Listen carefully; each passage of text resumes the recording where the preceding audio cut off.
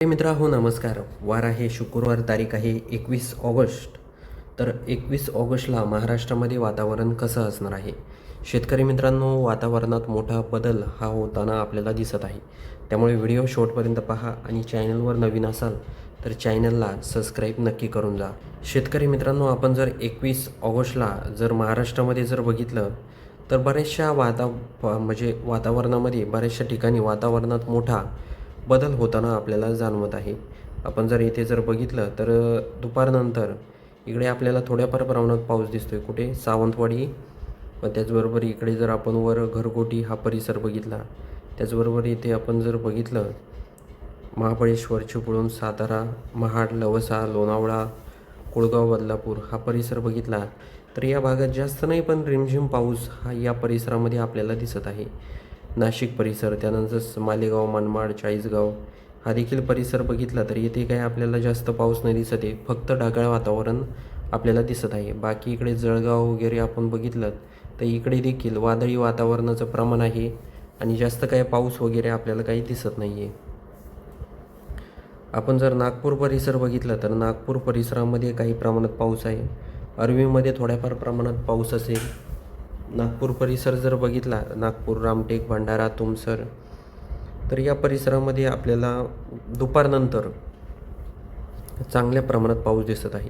त्याचबरोबर भंडारा, तुमसर, गोंदिया, देवरी, साकोली हा परिसर बघितला तर या भागात जोरदार स्वरूपाचा पाऊस हा होणार आहे. त्याचबरोबर आपण जर राजनंदगाव या भागात बघितलं तर इथे देखील थोड्याफार प्रमाणात पाऊस आहे.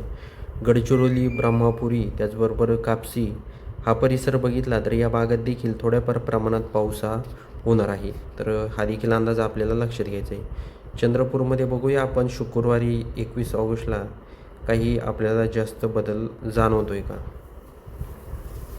तर आपल्याला पांढरकवडा, आदिलाबाद, चंद्रपूर, आसिफाबाद, शिरपूर, त्याचबरोबर यवतमाळ, अरणी, पुसद, उमरखेड, हिंगोली, वाशिम, अकोला हा देखील आपण परिसर बघितला तर या भागात आपल्याला ढगाळ वातावरण दिसत आहे. त्याचबरोबर जालना, अंबड, परतूर, जिंतूर, हिंगोली, परभणी, नांदेड, उमरखेड हा देखील आपण परिसर जर बघितला तर या भागात देखील आपल्याला म्हणजे जास्त नाही आहे पण ढगाळ वातावरणासह या भागात थोड्याफार प्रमाणात पाऊस हा असेल. म्हणजे सगळ्याच भागात नाही पण परभणीमध्ये थोड्याफार प्रमाणात पाऊस असेल. बाकी अंबड, जालना, परतूर या भागात ढगाळ वातावरण असणार आहे. बीड, केज, धाराशिव, बार्शी, त्याचबरोबर जामखेड, पाथर्डी, पैठण या परिसरात देखील आपल्याला फक्त ढगाळ वातावरण दिसत आहे. तर हा देखील अंदाज सर्व शेतकऱ्यांनी लक्षात घ्यायचा आहे. त्याचबरोबर आपण जर शिरूर, दौंड, कर्जत, बारामती, इंदापूर, अकलूज, त्याचबरोबर सातारा, विटा, सांगली, ईश्वरपूर हा परिसर बघितला तर या भागात देखील आपल्याला फक्त ढगाळ वातावरण दिसत आहे. बाकी हा समुद्र किनारपट्टा जर बघितला तर या भागात रिमझिम पाऊस असणार आहे शुक्रवारी 21 ऑगस्टला. खूप शेतकऱ्यांना उत्सुकता आहे पाऊस कधी पडेल, पण शेतकरी मित्रांनो, महाराष्ट्राच्या अनेक भागांमध्ये कुठलाही पाऊस होत नाही आहे सध्या तरी. नागपूर त्या भागांमध्ये पाऊस आहे पण मध्य महाराष्ट्र, मराठवाडा या भागात पावसाची खूप गरज आहे. खूप शेतकऱ्यांनी पेरणी करून ठेवलेली आहे आणि त्यांच्या पिकं देखील सुकत चाललेली आहे. पण आपण आता पुढे पाहूया. पण 30 तारखेपर्यंत तरी 30-31 तारखेपर्यंत तरी आपल्याला महाराष्ट्रात काही जास्त पाऊस काही दिसत नाही आहे. आता पुढच्या महिन्यात बघूया अजून काही फरक आपल्याला काही जाणवतोय का.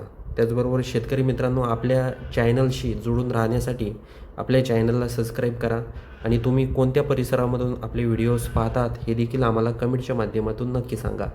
भेटूया अशाच माहितीपूर्ण व्हिडिओसह. तोपर्यंत नमस्कार.